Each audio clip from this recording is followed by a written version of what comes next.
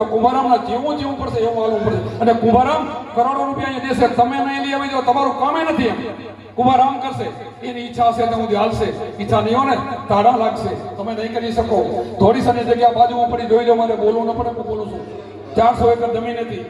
અહીંયા બરધિયાથી અહીંયા લોટ મિલાતો હતો અખંડ માણસો જમતા હતા અમારા દાદા પરદાદા બોલતા હતા અમે જોયેલો છે અને એ જ જગ્યા છે કોણે ભાઈ કોણે બનાવી હતી માણસ બનાવે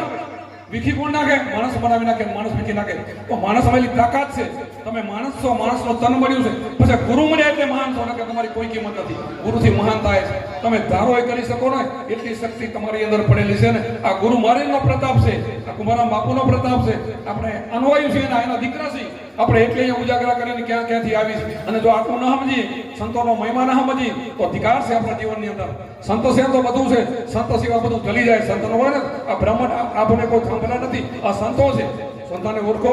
સંતોની સેવા કરો અભિમાન કાઢી નાખો દેડકા ન થાઓ અને આને હલાવવું હોય તો હાલશે અને હલાવવું છે અમારે હલાવવું છે કારણ કે અહીં કાંટા હતા કાંઈ નહોતું અમે આવ્યા ને પગાર અમને આવ્યા હતા એ કાંટા હતા હાલવાનો રસ્તો નહોતો આવડી દેરી હતી બધાને ખબર છે ઢાંકણા દરવાજા ને ઢાંકણા નતા લબારામાં પૂરાતા હતા અને આજ કઈ સ્થિતિમાં લઈ ગયા છીએ આજ 50 વર્ષમાં ક્યાં આપણે આવ્યા છીએ વિચાર તો કરો તો જેણે કર્યું છે એનો કોઈ ઉપકાર નથી જેની મહેનત કરી છે એમાં લોહી રેડ્યા છે એની કોઈ ઉપકાર નથી તેને આપણે કાંઈ માનવાનું એને બોલાવવાનું નહીં એને પૂછો નહીં કરવાની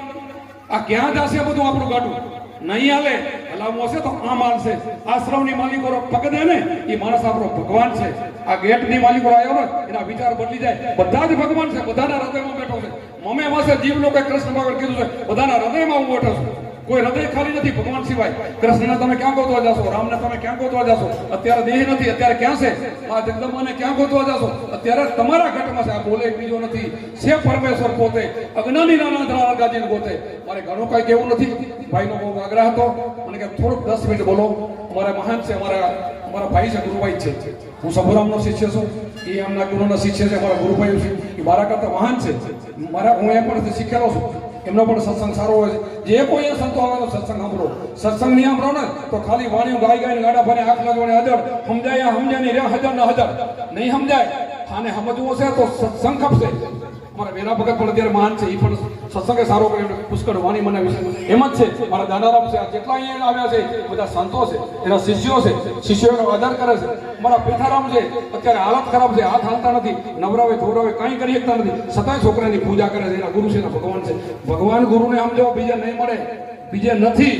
બીજે ધોરો નહીં કરવું હોય તો સદગુરુની સેવા કરી લો જીવતાની વધારે કરી લો પછી પથ્થરને પૂછો ને તો તમારું ફળ મળશે ફળ તો નાસ્તિક